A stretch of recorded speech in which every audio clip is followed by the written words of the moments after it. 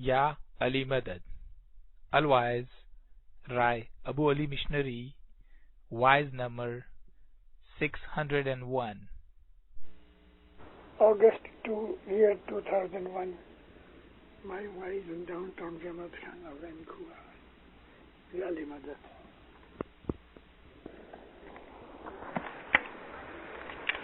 Accepting.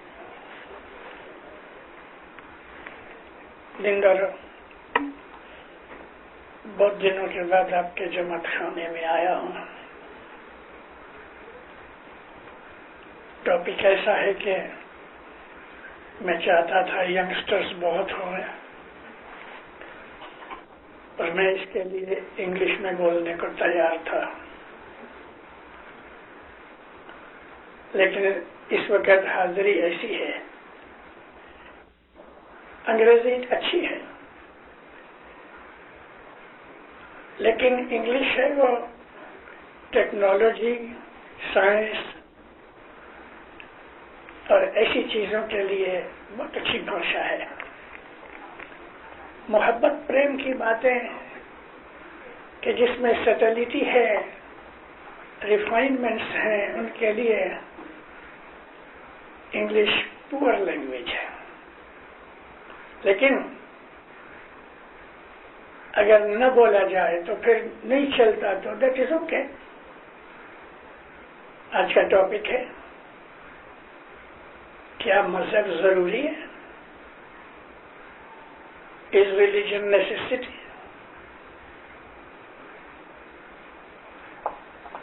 میں اس کے اوپر آج کو جو میرے خیالات ہیں، گرپی صدر الدین ماں باپ نے فرمایا صلوات پڑھو اللہم صلی اللہ علیہ محمد. کہو رے جیوت میں، کہو رے جیوت میں، کس کارن آیا جی،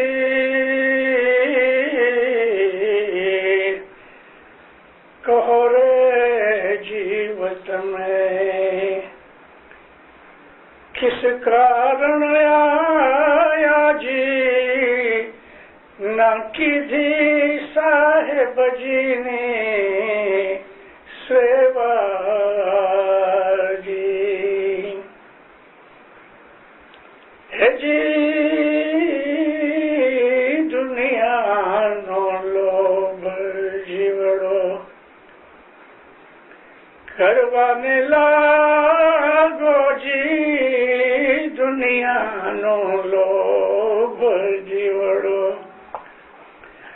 کروانے لاگو جی دنیا نے لوبھے بھر میں بھولو جی. صلوات پڑھ دینا روزانہ صلی اللہ علیہ وسلم. گرپی صدر الدین ہمارے جتنے بھی پیر انڈیا میں آئے ان میں جو کہ پیر، سب پیروں کا نور محمد کا نور ہے.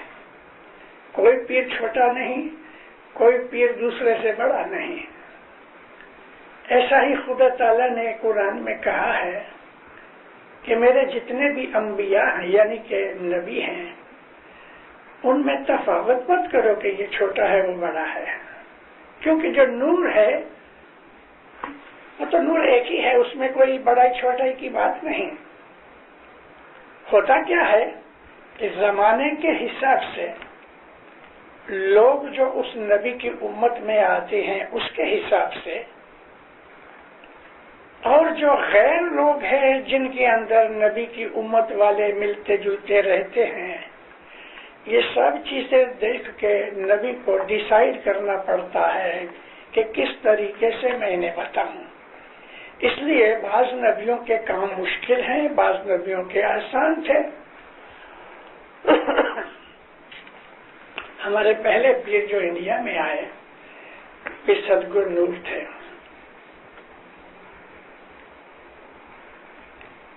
اس وقت زمانہ ایسا تھا ہندوستان میں میں آپ کو صرف تھوڑا یہ بتانے کے لیے کہ دیکھو اس ہمارے پیروں کو اور خاص کر کے پیر صدگرو نور کو کتنی مشکل پڑی.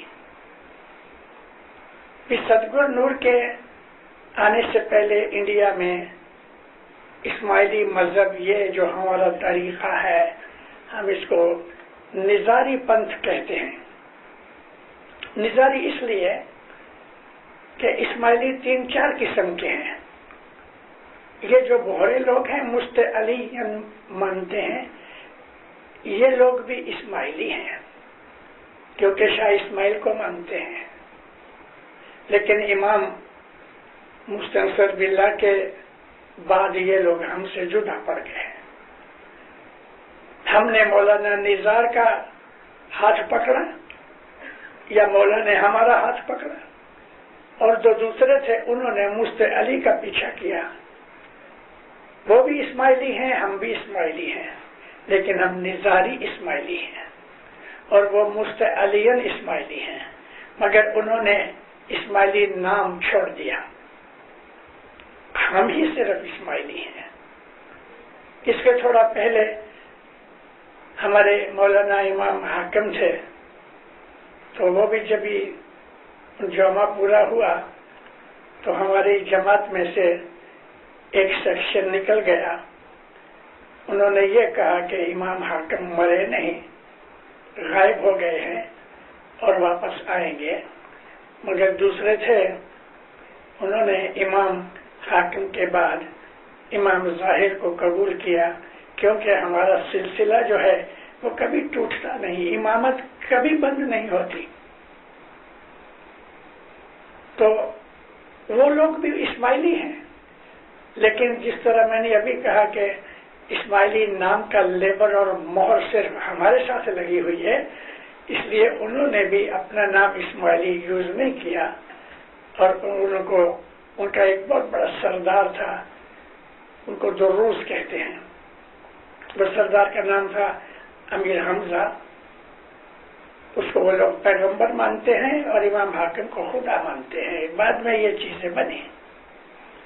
اس کے تھوڑا اور بھی پہلے چلے تو مولانا امام وفی احمد علیہ السلام کے زمانے کے اندر تھوڑے سے، لیکن ہماری جماعت کا ایک گروپ باہر نکل گیا.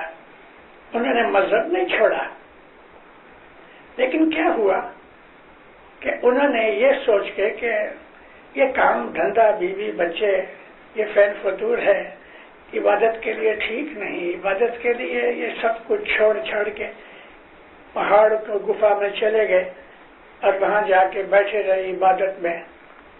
پھر بہت سے لوگ ان کو ملے، انہوں نے اپنا نام رکھا اخوان الصفا. وہ فرقہ جدا ہو گیا.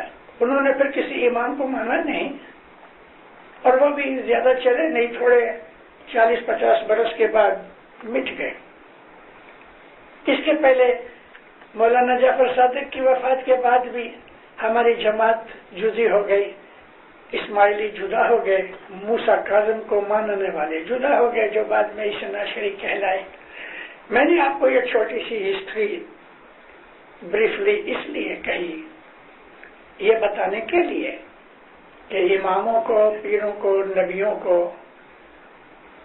مذہب چلانے کے لیے، مذہب پھیلانے کے لیے، مذہب سمجھانے کے لیے زمانے کے حساب سے بڑی تکلیفیں پڑتی ہیں. اب پھر صدگرو نور ہندوستان میں آئے. ہمارے امام مستنصر باللہ فرسٹ، ہمارے 18th امام مستنصر باللہ نے ان کو حکم کیا انڈیا جاؤ. ٹاپک تو میں نے شروع کیا ہے، لیکن میرے دماغ میں اتنے بہت خیالات آ گئے ہیں، میں ان کو سب کو بتا نہیں سکتا، لیکن جتنا بن سکے گا میں بریفلی کہوں گا آپ کو. ہندوستان 7000 برس سے 6000 برس، کیونکہ صدگرو نور کو 1000 برس ہوا، 6000 برس سے ہندوستان کوئی بھی خدائی پیغام کے بغیر رہا. خدا کا پیغام، خدا تعالیٰ کی ریولیوشن جو تھی وہ اس طرف ویسٹرن سائڈ میں مڈل ایسٹ کے اندر آتی رہی. جیسے کہ ہم جانتے ہیں کہ سدگرو نور کو یہاں سے 1000 برس ہوئے آج سے، تو اس کے 300-400 برس پہلے سدگرو نور کے جو گریٹ گرانڈ اینسیسٹر تھے حضرت مرتضیٰ علی اور نبی کریم، ان کو 300-350 برس ہوئے تھے. اور اس سے اور 600 برس پیچھے چلے جاؤ تو عیسیٰ علیہ السلام کا زمانہ تھا. تو کہنے کا میرا مقصد یہ ہے کہ گئے 6000 برس سے ہندوستان میں خدا تعالیٰ کی ریویلیشن کہیں نہیں آئی. بڑے بڑے مہاتما پیدا ہوئے، بڑے بڑے صوفی پیدا ہوئے، رشی منی پیدا ہوئے، لیکن خدا کا پیغام ڈائریکٹلی نہیں پہنچا جس طرح سے عیسیٰ کے اوپر، موسیٰ علیہ السلام کے اوپر یا محمد کے اوپر اترا. موسیٰ علیہ السلام کو بھی کوئی بہت زیادہ عرصہ نہ ہوا. آج سے کبھی ہم خیال کریں تو 3-3.5 سال ہوئے ہیں، یعنی کہ سدگرو نور سے 2000-2500 سال پہلے ہوئے. تو گئے 6000 برس میں ہندوستان سوکھا رہا، اور اس طرح بہت سے نبی آئے. ایسٹرن سائڈ میں، افریقہ کے نارتھ میں بھی نبی ہوئے. تو ہندوستان جو تھا نا وہ سوکھا دیش تھا، روحانی حساب سے کہتا ہوں. ہمارے امام نے کہ جو ساری دنیا کا مالک ہے، اس نے پھر سدگرو نور کو حکم کیا ہندوستان جاؤ،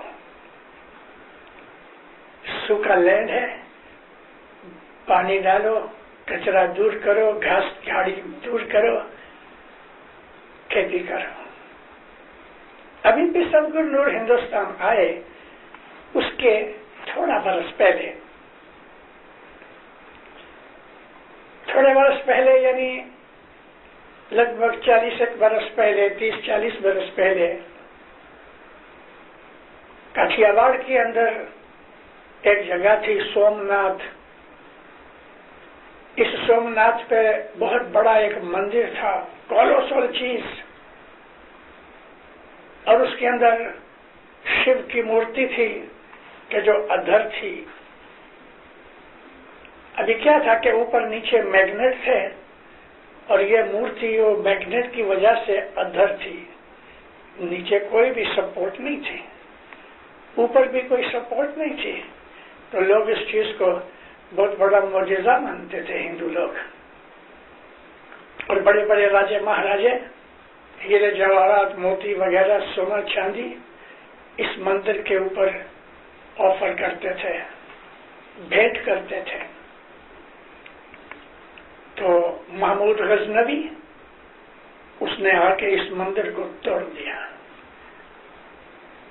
اس کے ساتھ بڑے بڑے اچھے عالم لوگ بھی تھے.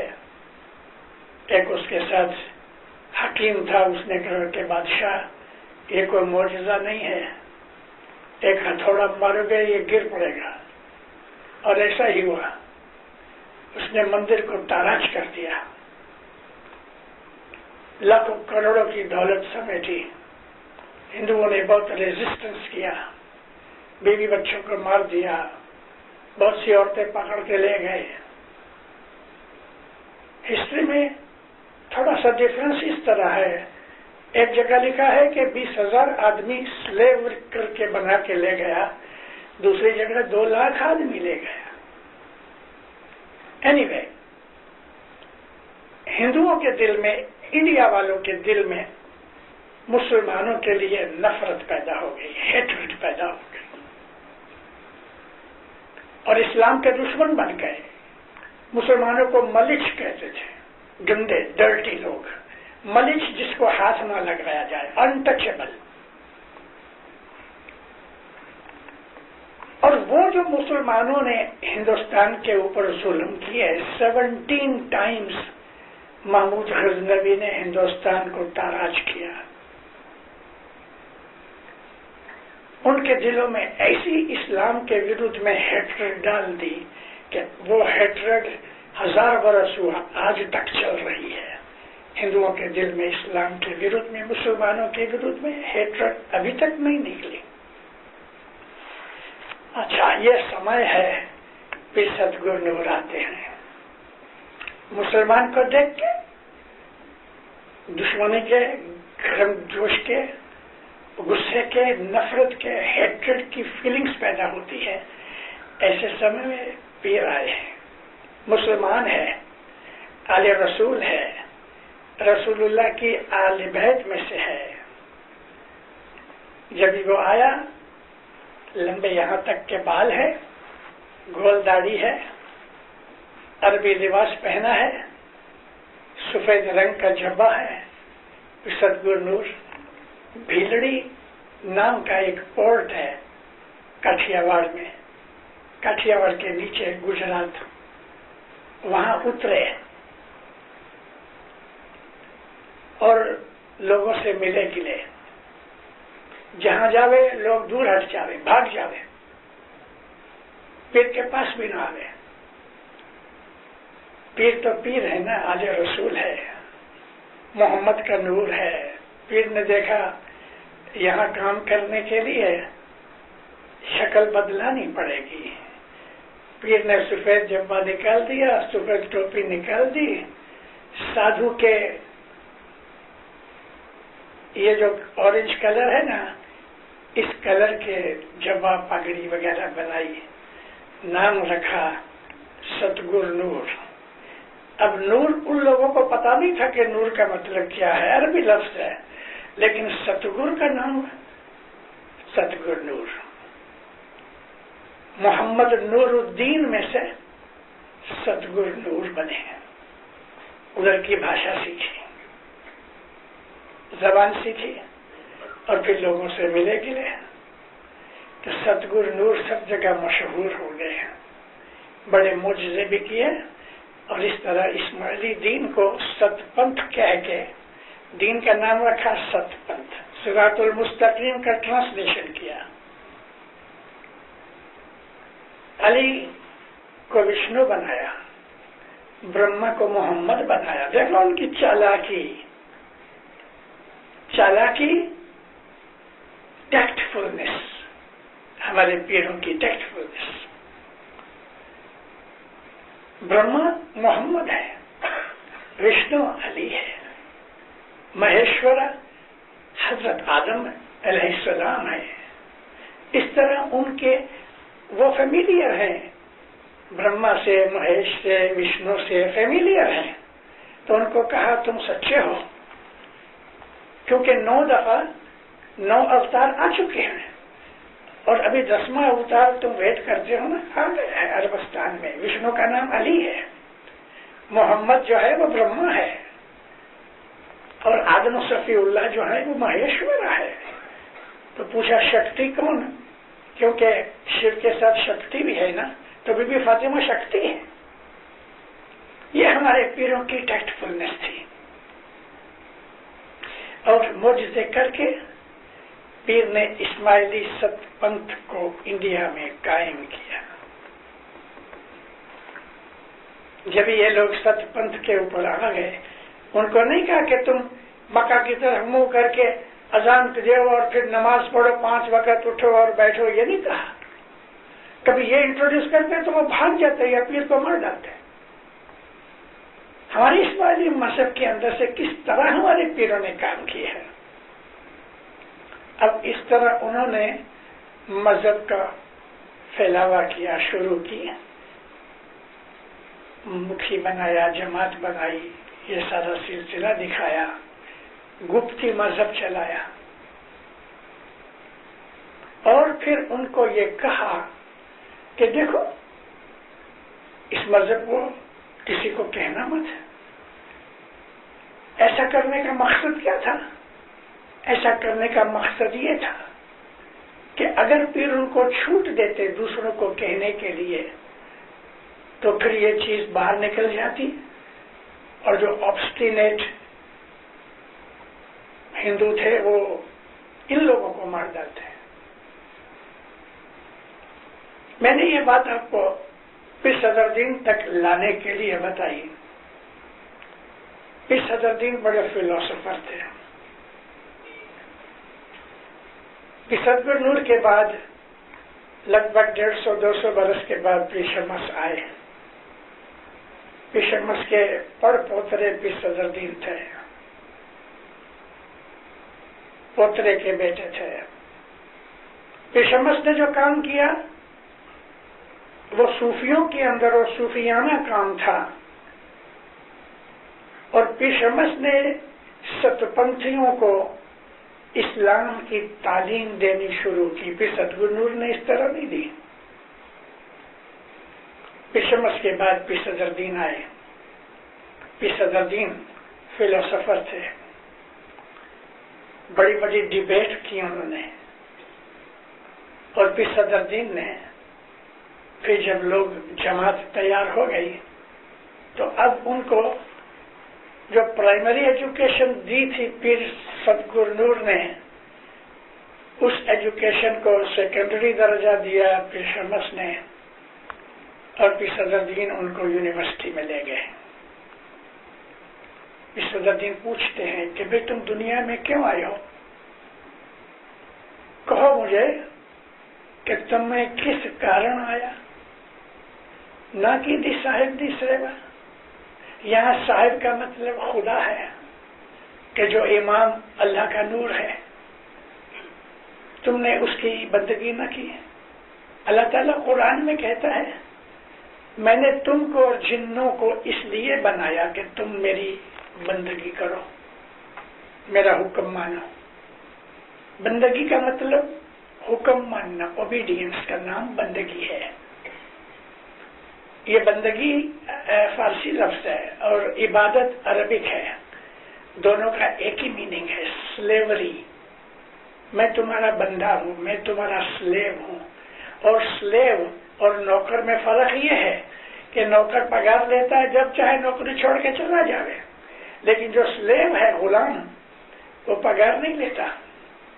اس کو جو ملے وہ کھاتا ہے، جو سیٹ دے وہ پہن لیتا ہے، اور وہ زندگی بھر سیٹ کو چھوڑ نہیں سکتا. اس لیے خدا تعالیٰ نے اس کو عبد کہا. عبد کا مطلب غلام، اور غلام کی جو غلامی ہے اس کو ہم عبادت کہتے ہیں. عبد میں سے عبادت نکلی.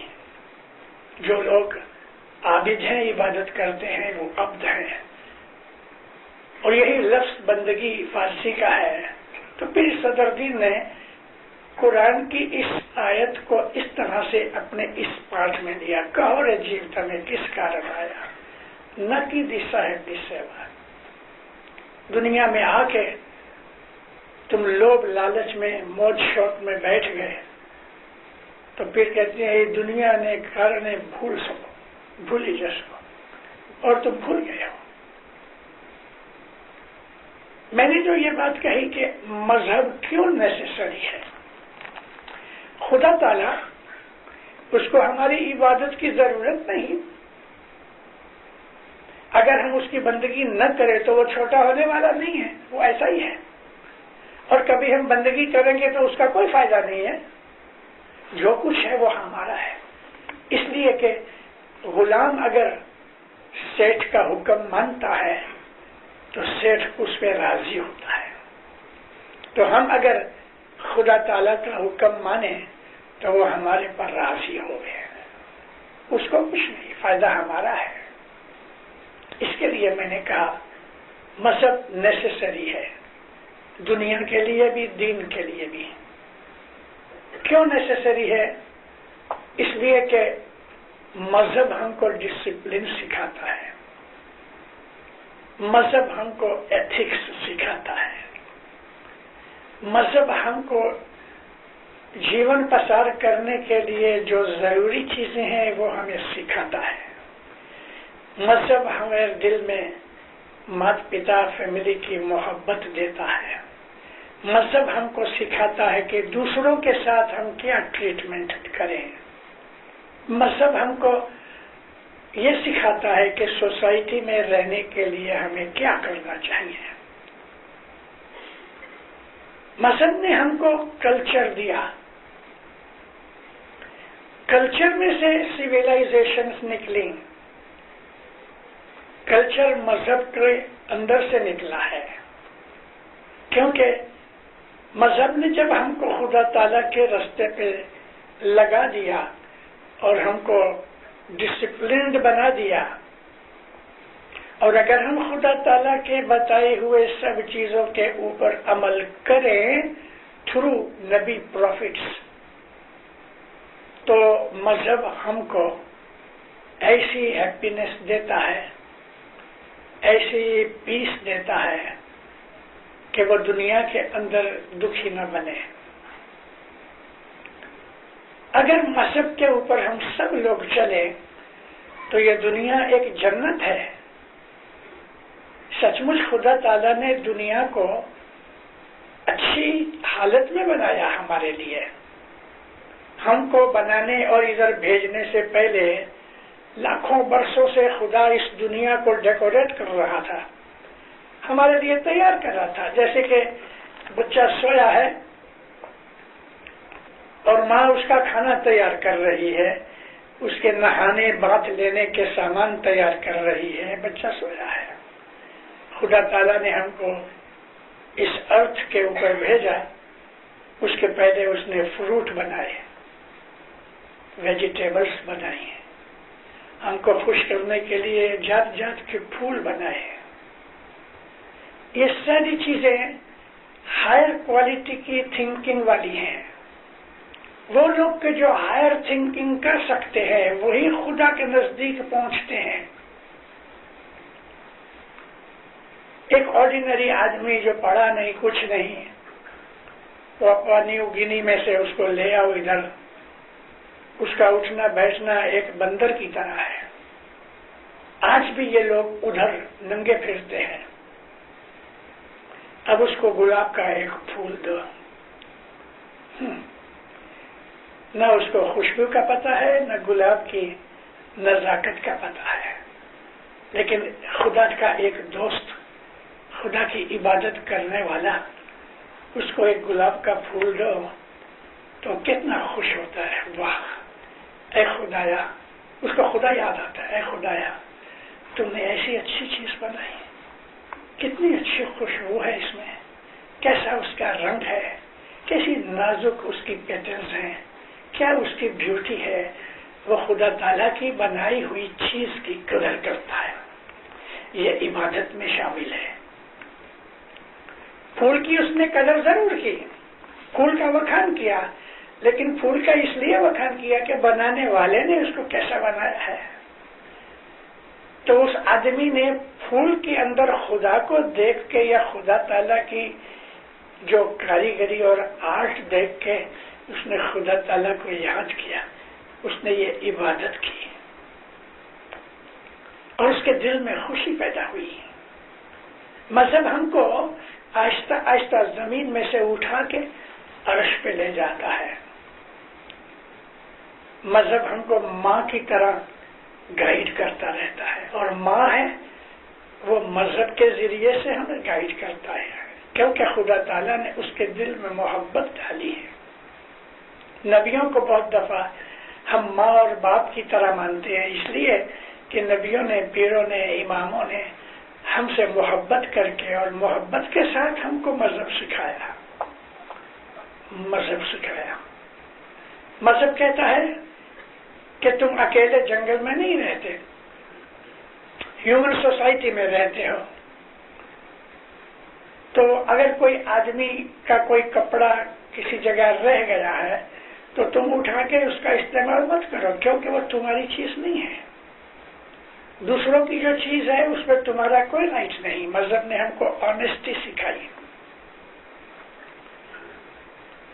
مذہب نے دیکھا کہ دیکھ تیرے پاس ابھی اناج بہت ہو گیا ہے، تو کھا پی کے سو گیا ہے، لیکن اناج اگر بچ گیا ہے تو مذہب ہم کو چیریٹی سکھاتا ہے کہ بھئی ارد گرد تمہارے پڑوسی ہیں، کبھی کوئی بھوکے ہیں جن کو کچھ ضرورت ہے تو ان کو دے آؤ۔ رسول اللہ ہمیشہ پڑوسی کا، نیبر کا بہت دھیان رکھتے تھے اور کہا کرتے تھے کہ نیبر کا درجہ تمہارے سگے بھائی جیسا ہے. ایک دفعہ نبی اپنی واز میں کہتے ہیں کہ مجھے خدا نے نیبر کے حق کے بارے میں اتنا بہت کہا ہے، اتنا کہا ہے کہ مجھے ایسا ہوا کہ شاید خدا نیبر کو ہمارا وارثدار نہ بنا دے گے کہ تمہارا نیبر ہے، اپنی ملکت میں سے اس کو بھی تھوڑا حصہ دو. لیکن ٹھیک ہوا ایسا نہیں ہوا. نیبر کا اتنا بڑا درجہ بتا دیا کہ تمہارے سگے بھائی جیسے. اور بات بھی سچ ہے، تمہارا سگا بھائی بمبئی میں رہتا ہے اور یہاں ہم کو کوئی تکلیف آ گئی تو نیبر پہلے آ کے ہم کو مدد کرتا ہے. یہ چیز ہم کو مذہب نے سکھائی. مذہب نے آج دیکھو یہ ساری دنیا کے اندر اینیمل لورز نکل آئے ہیں، کتنے جھگڑے کرتے ہیں. لیکن ہم کو مذہب نے سکھایا کہ جانوروں کے اوپر بھی رحم کرو. اور ہر مذہب کے اندر ہم کو مذہب نے، ہمارے ریلیجن نے ہم کو یہ کہا کہ جانوروں کے اوپر رحم کرو. ایک دفعہ رسول اکرم محمد صلی اللہ علیہ وآلہ وسلم کچھ اصحابوں کے ساتھ مدینے سے باہر گھومنے نکلے. شام کا وقت تھا. دیکھا تو ایک جھاڑ کے ساتھ، درخت کے ساتھ ایک اونٹ بندھا ہوا تھا اور اونٹ بہت دبلا پتلا تھا. نبی ٹھہر گئے، کھڑے ہو گئے. پوچھا کہ بھئی یہ اونٹ کا مالک کون ہے؟ تو بازو میں نزدیک میں ایک ہٹ تھا، جھونپڑی تھی. وہ ہٹ میں سے ایک آدمی دوڑتا دوڑتا آیا، سلام کیا، جھکا. حضور فرمایا تیرا یہ اونٹ اتنا بہت دبلا ہے. یا نبی میرے پاس اتنی توفیق نہیں کہ میں اس کو چارہ دے سکوں. حضور فرمایا تو نے اس کو باندھ کے رکھا ہے، نہ تو اس کو کھانا دیتا ہے اور نہ اس کو خدا کی روزی ملنے کے لیے تو اس کو فری کرتا ہے. اس کو کھول دے تو یہ خود ہی ادھر ادھر کچھ چر کے اپنا پیٹ بھر سکے. حضور فرمایا یہ ظلم ہے. معافی مانگی، اونٹ کو کھول دیا. اب ہم کو یہ چیز کس نے سکھائی؟ ہمارے گرو نے، رسول اکرم نے ہمیں یہ سکھائی کہ جانوروں کے اوپر بھی رحم کرو. ایسی بات بھی بنی ہے دین دارو اسلام کی ہسٹری میں کہ ایک بکری کی خاطر ایک آدمی کے اوپر رحم کیا گیا. محض ایک بکری کی خاطر. ایک بڑا فقیر جیسا آدمی تھا، عبادت والا تھا، سادھو سنت کی طرح تھا، مسلمان تھا. وہ ہمیشہ اپنی بکری کا بہت دھیان رکھے. بکری سے اسے دودھ بھی ملتا تھا لیکن بکری کا بہت دھیان رکھے. ایک دفعہ وہ بیمار پڑا تو یہ بکری خدا کے پاس اس کے لیے دعا کرتی ہے کہ اے اللہ تعالیٰ میرے مالک کو اچھا کر دے. وہی اتری کہ تیری بکری کی دعا قبول ہوئی. تو یہ بکریاں، یہ جانور یہ سمجھتے ہیں کہ خدا ہے. ہاں دینداروں، بکریاں جانور کا درجہ مینٹلی اور انٹلیکچولی زیادہ ہے، اونچا ہے درختوں سے. یہ جو جھاڑ ہے نا، ٹری، ان کے اندر بھی جیو ہے. ہمارے نبی کا ایک حکم ہے، وہ اس طرح سے ہوا کہ نبی کچھ اصحابوں کے ساتھ ایسے ہی گھومنے نکلے تو ایک آدمی جھاڑ کو کاٹ رہا تھا. نبی کو آتے ہوئے دیکھا تو جمپ کیا، نیچے آیا، نبی کو سلام کیا. کیا کرتے ہو؟ یا نبی میں جھاڑ کاٹتا ہوں. کیوں؟ کہتے ادھر جگہ بنانے کے لیے. حضور نے فرمایا ایسا مت کرو. جھاڑ کو، ہاں اگر تجھے مکان بنانے کے لیے اور کوئی جگہ نہیں، اتنی جگہ چھوٹی ہوتی تو اور بات ہے. کہتے یا نبی مگر اس میں کوئی پھل نہیں ہے. حضور فرمایا شیڈ تو دیتا ہے، پھل میں تو نہ صحیح. تو ہمارے نبی نے 1400 سال پہلے ہم کو کہا کہ تم یہ جو درخت ہیں، یہ جو ٹریز ہیں، ان کو مت کاٹو، کارن کہ اگر پھل نہیں دیتے تو شیڈ دیتے ہیں. ایسا ہی رسول کریم مدینے کے بعد نہیں مکہ کے باہر رہنے کے چلے گئے مدینہ. مکہ آئے ایک دفعہ تو ایک درخت کے نزدیک سے نکلے تو رونے کی آواز آنے لگی. آپ ٹھہر گئے, ایسا دیکھا تو ایک درخت تھا, جھاڑ تھا. نبی اس کے پاس گئے, اس کو ہاتھ لگایا, وہ چپ ہو گیا. وہ رونے کی آواز اس جھاڑ میں سے آتی تھی. لوگ بڑے حیران ہوئے. حضور فرمایا میں جب چھوٹا تھا تو اس جھاڑ کے نیچے آ کے میں ٹیک لگا کے ریکلائن ہو کے بیٹھتا تھا. اس کی میری دوستی ہو گئی. بہت برسوں سے میں مدینہ چلا گیا. اب میں بازو میں سے نکل گیا, اس کو برا لگا کہ مجھے بلایا نہیں. میں نے یہ چیز آنکھ سے تو نہیں دیکھی, کتاب میں پڑھی ہے, لیکن آنکھ سے ایک چیز دیکھی ہے. 1948 میں مولانا سلطان محمد شاہ دار السلام آئے. جہاں میں رہتا تھا اوپانگا میں, اس کے پیچھے بہت بڑا میدان ہے. ابھی تو رستے وغیرہ ہو گئے, اس وقت تو یہ بالکل جنگل کی طرح تھا. تو اس میدان میں تمبو, شامیانہ, ٹینٹ وغیرہ باندھے گئے اور مولانا حاضر امام ادھر آئے. سلطان محمد شاہ سامنے 30-40 ہزار کی جماعت بیٹھی ہے. مولانا سلطان محمد شاہ کافی دیر ادھر بیٹھے رہے. اب جو دار السلام والے ہیں میں ان کو یاد کراتا ہوں کہ اوپانگا روڈ کے اوپر ادھر ایک چرچ ہے. ادھر سے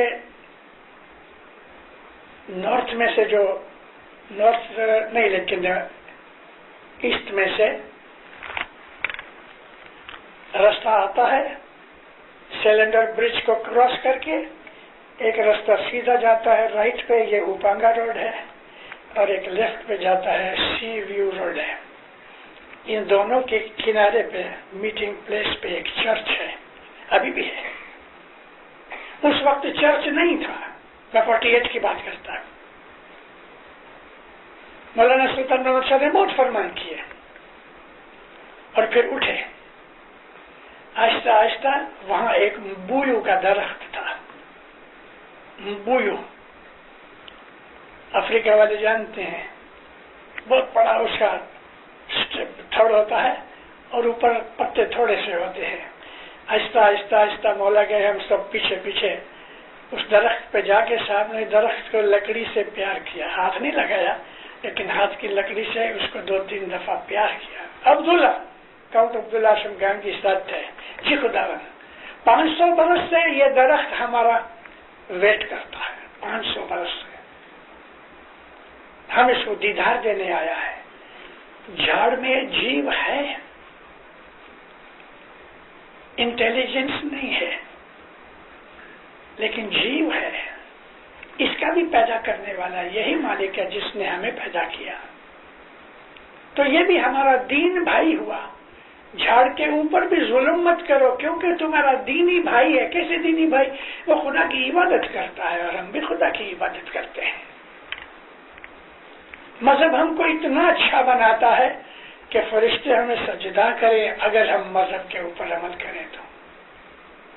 مذہب ہمیں مینرز سکھاتا ہے.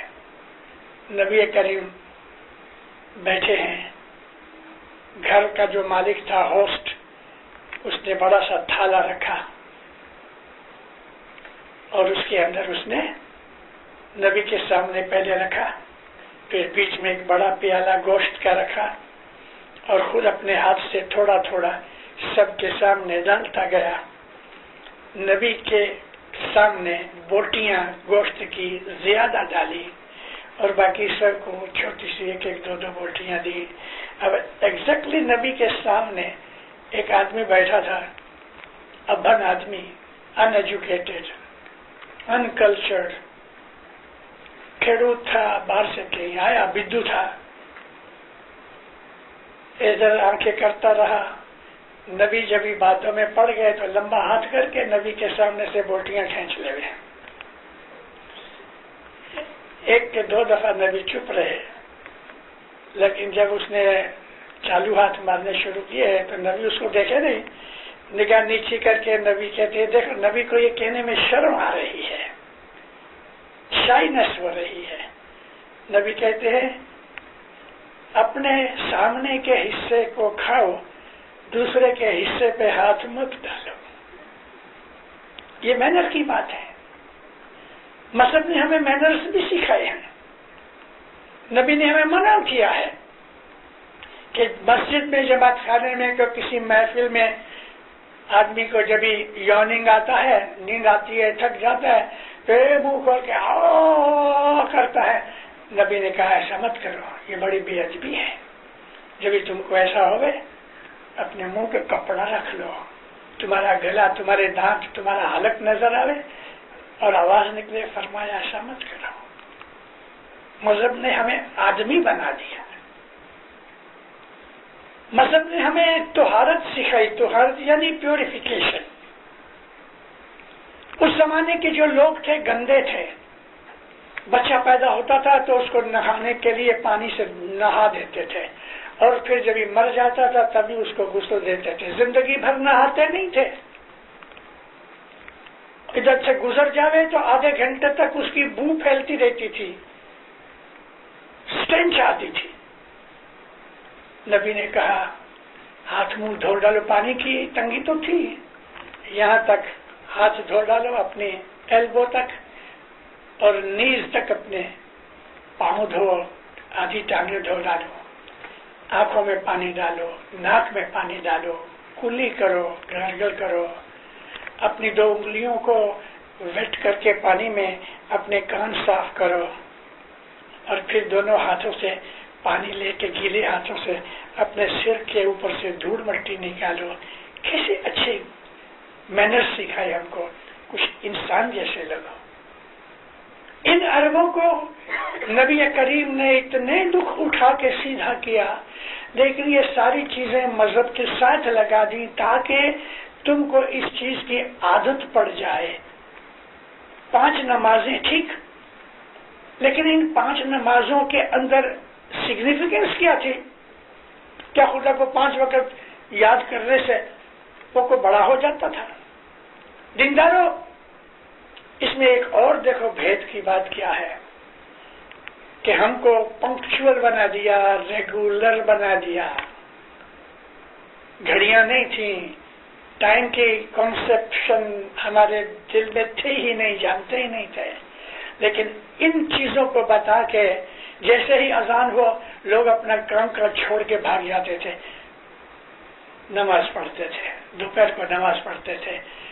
3 घंटे और हो जावे तो शाम को 4, 4:30 बजे नमाज पढ़े, शाम को नमाज पढ़े, रात को नमाज पढ़े। रोज की 5 नमाजें क्या थी? लोगों को रेगुलर बनाने के लिए, पंक्चुअल बनाने के लिए। इन चीजों से हमारे अंदर ये वो चीजें हैं, रेगुलरिटी और पंक्चुअलिटी जो है वो सोसाइटी के लिए एक बड़ी जरूरी चीज है।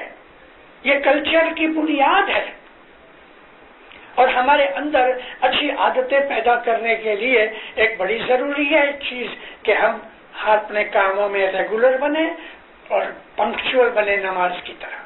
अल्लाह ने बार बार कहा है कि तुमको तुम्हारे ऊपर जो सलात बंदगी नमाज दी गई है वो अपने टाइम पर गुजारने के लिए दी गई है, यानी पंक्चुअल बनो। 7:30 बजे की दुआ है, 7:30 बजे। ऐसा कभी नहीं हुआ हमारे जमात खाने के अंदर कि मुखी साहब ने 7:30 के 7:45 बना दिए या 7:15 बजे बना दिए। नहीं, ये एक डिसिप्लिन है। मजहब ने हमें डिसिप्लिन सिखाया, क्लीनलीनेस सिखाई, प्योरिफिकेशन सिखाई, और ये तमाम चीजें जो इंसानी जिंदगी के लिए जरूरी हैं। उनके बाद फिर हमको अब ये खुदा का नबी हमें ये कहता है कि तुम इल्म सीखो।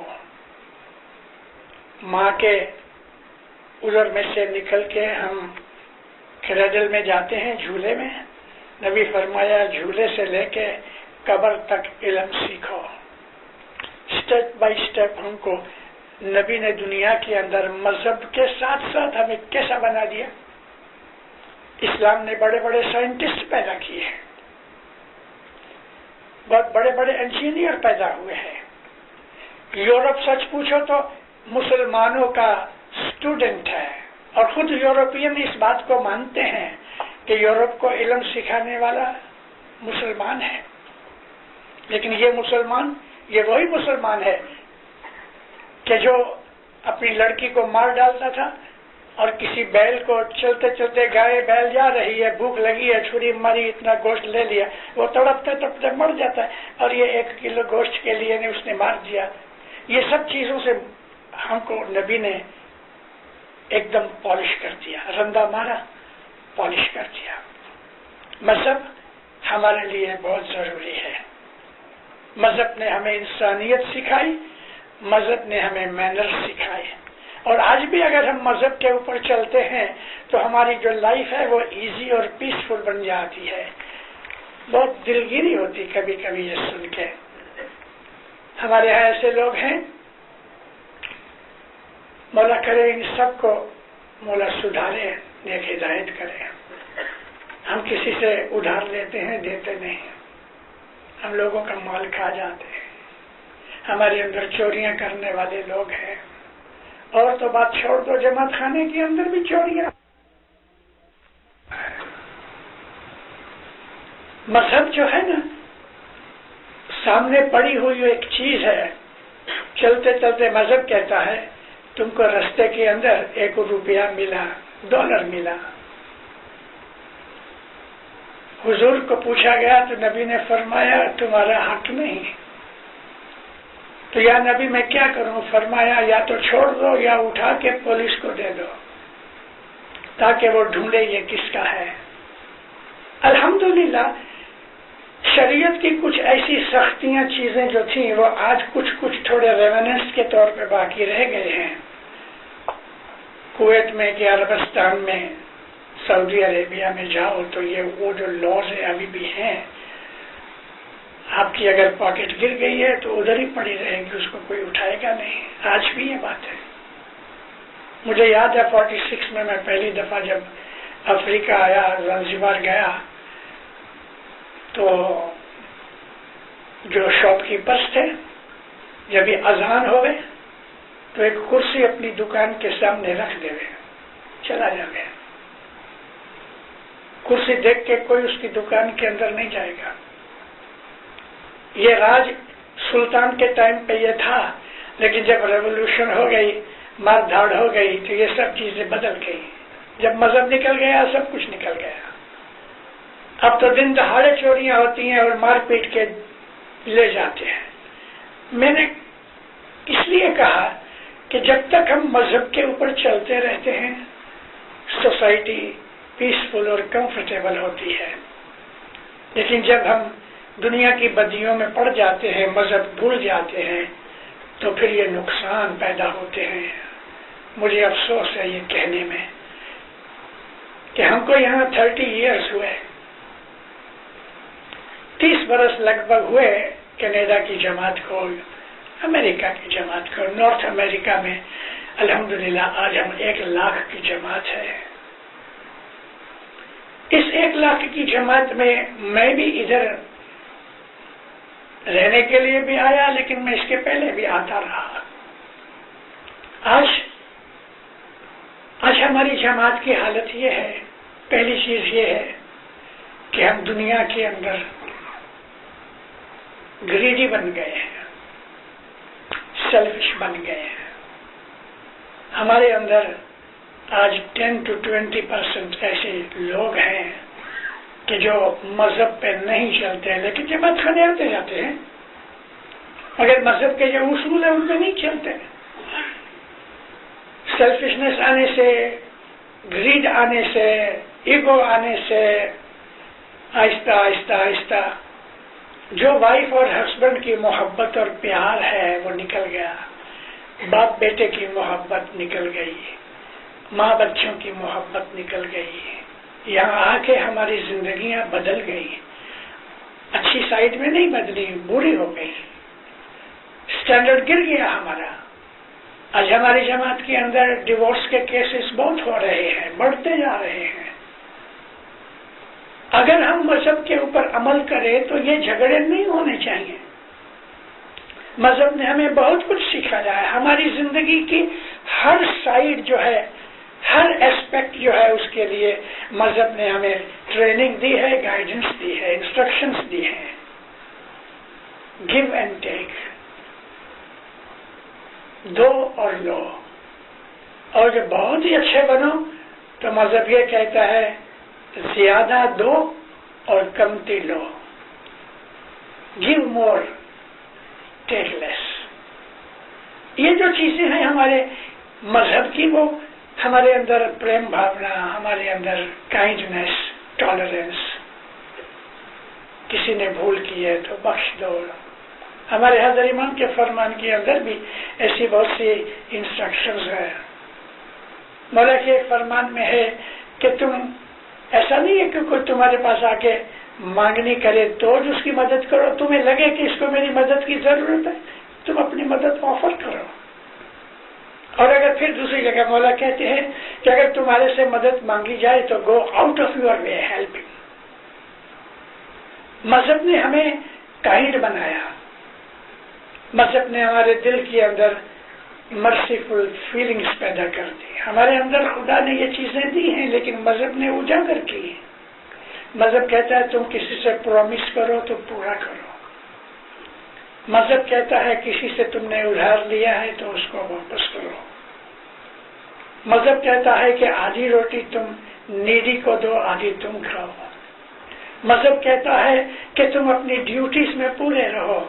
اسلام نے انسان کی زندگی کے اوپر جو اس پہ اوبلیگیشنز ہیں اس کو 3 حصوں میں ڈیوائڈ کیا ہے. ایک تو ہے حقوق اللہ، اللہ کی طرف میری کیا رسپانسبلٹی ہے. دوسرا ہے حقوق العباد، یعنی یہاں عباد کا مطلب ہے کہ وہ لوگ کہ جو خدا تعالیٰ کی عبادت کرتے ہیں اور تمہارے نزدیکی ہیں. اور پھر تیسرا ہے حقوق السوسائٹی، جس کو ہم کہتے ہیں حقوق المعاشرہ عربی میں. یعنی کہ اللہ کے طرف میری رسپانسبلٹی کیا ہے تو میں اس کو ہر روز یاد کروں، صبح شام یاد کروں. اس کی دی ہوئی چیزوں اور برکتوں کے اوپر میں اس کا تھینکس مانوں اور اپنے گناہوں کی معافی چاہوں اور اس کی مدد مانگوں اچھا بننے کے لیے. اللہ نے مجھے کہا کہ تیری بیوی، تیرے بچے، تیرے اوپر اس کی ڈیوٹی ہے اور اپنے بیوی بچوں کی ڈیوٹی پوری کرنا یہ خدا کی عبادت میں ہے. لیکن آج ہمارے گھر ٹوٹ رہے ہیں.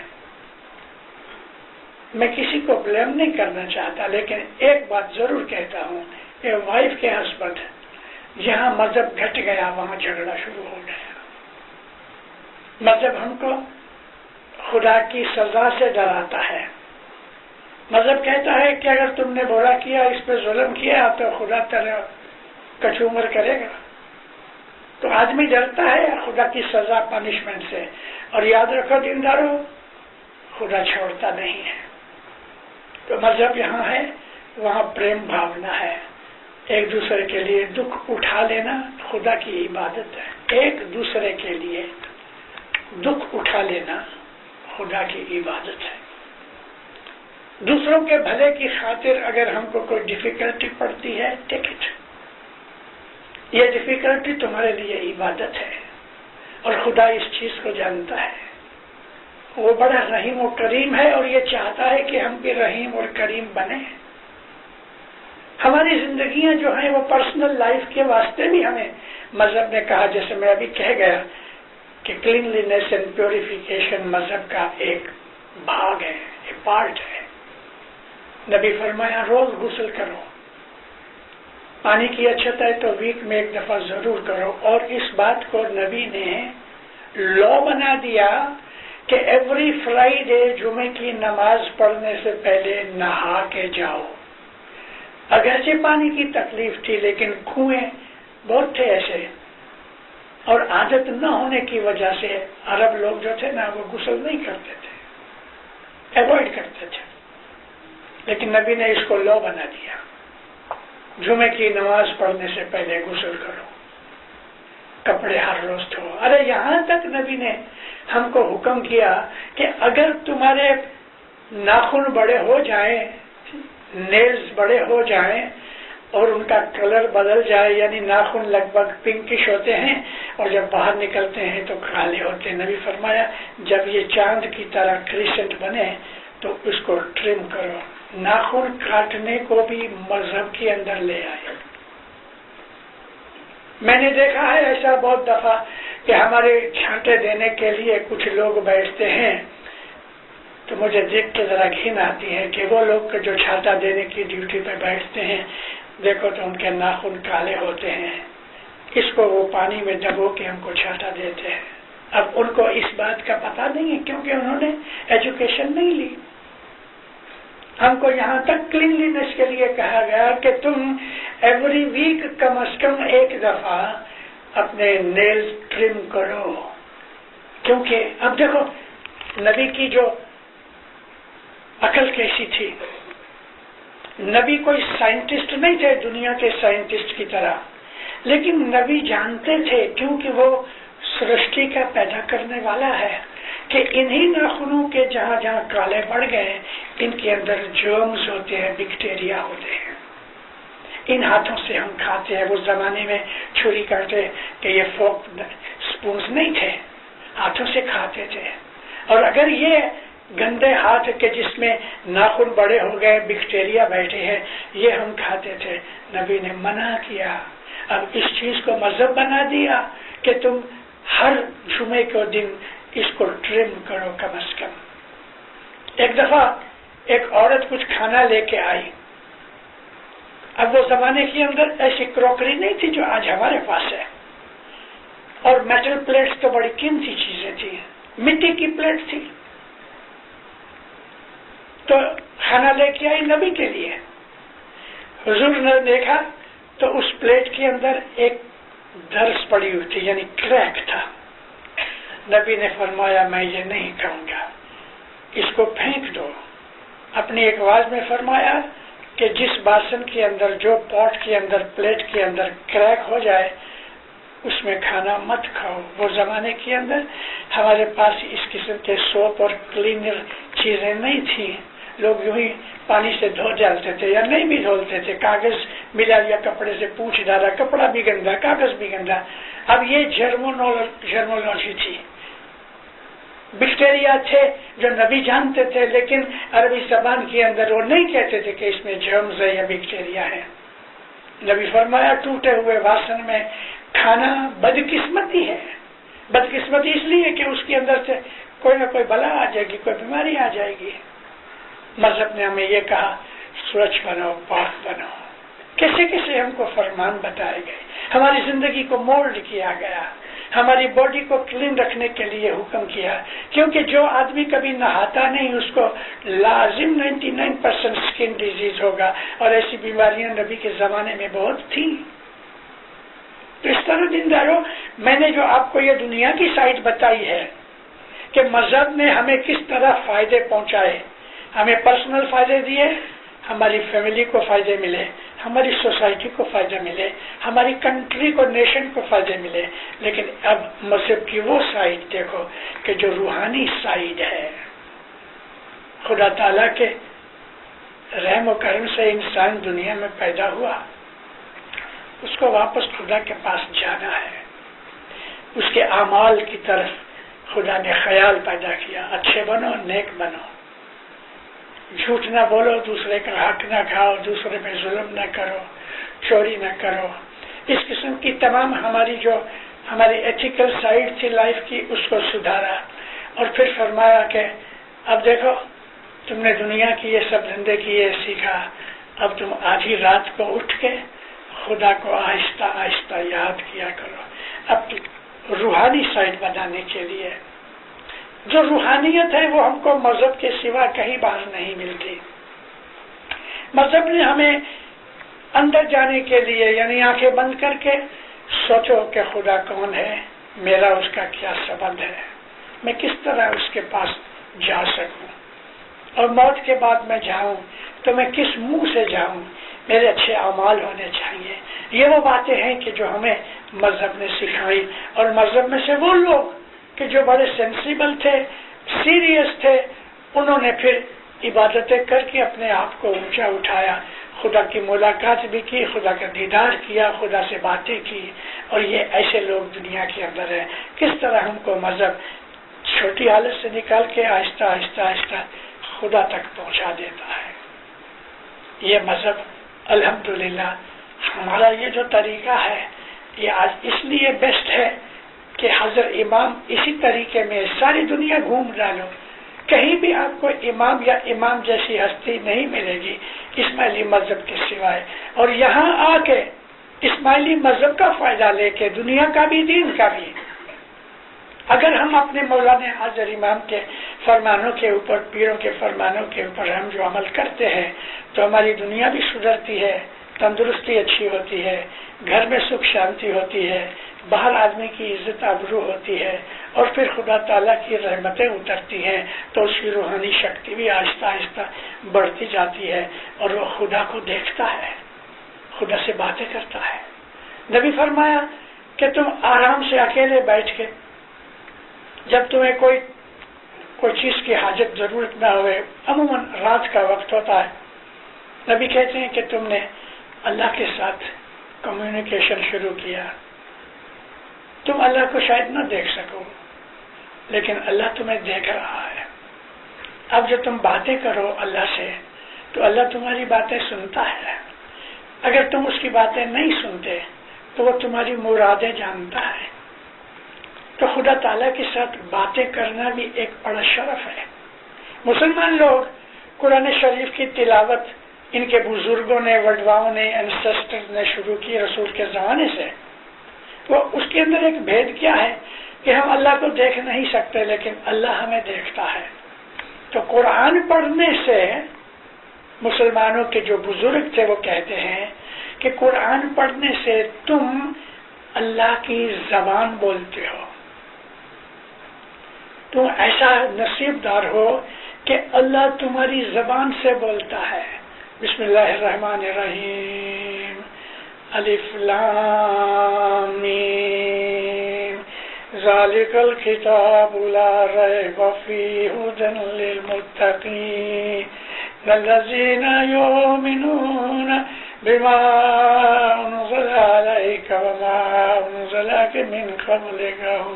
میں نے اوپر نیچے آیتیں ملائی ہیں یہ بتانے کے لیے کہ جب ہم قرآن پڑھتے ہیں تو نبی کہتے ہیں کہ تم خدا کی زبان بولتے ہو، یعنی خدا تمہاری زبان سے اپنے ورڈز نکالتا ہے۔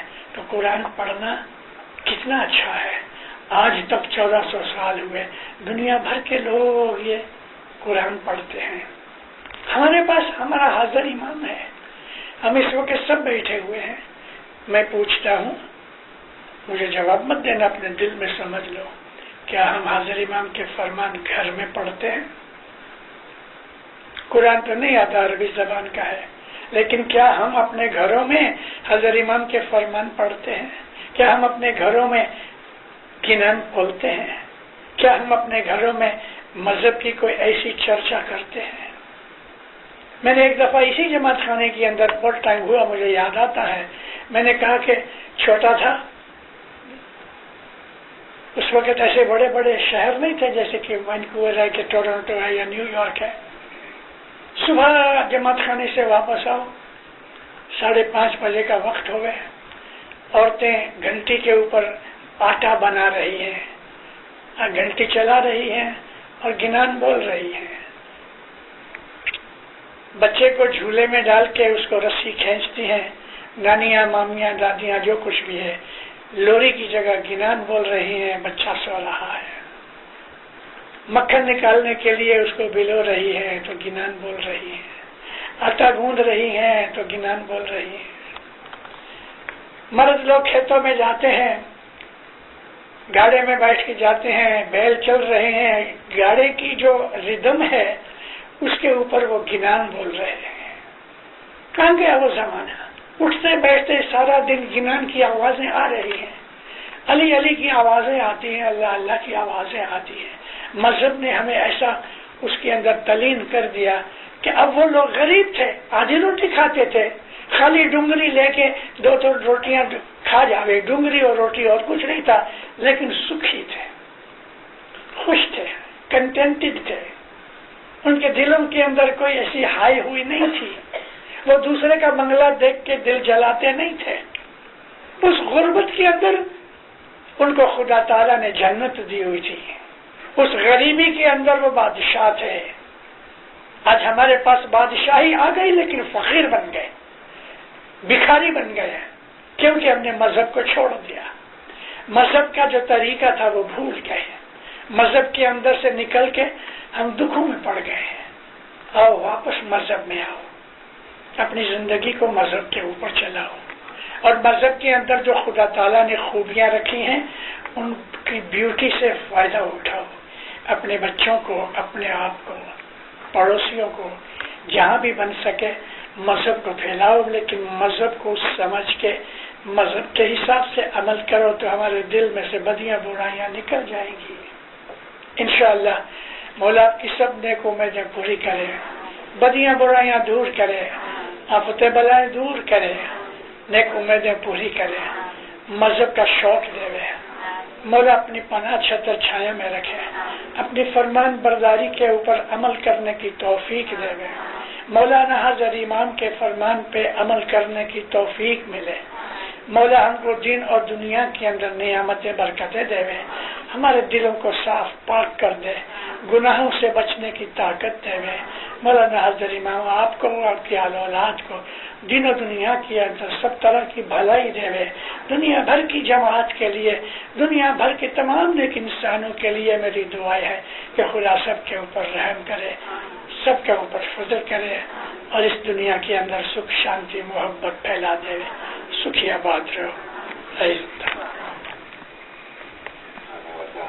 आमीन।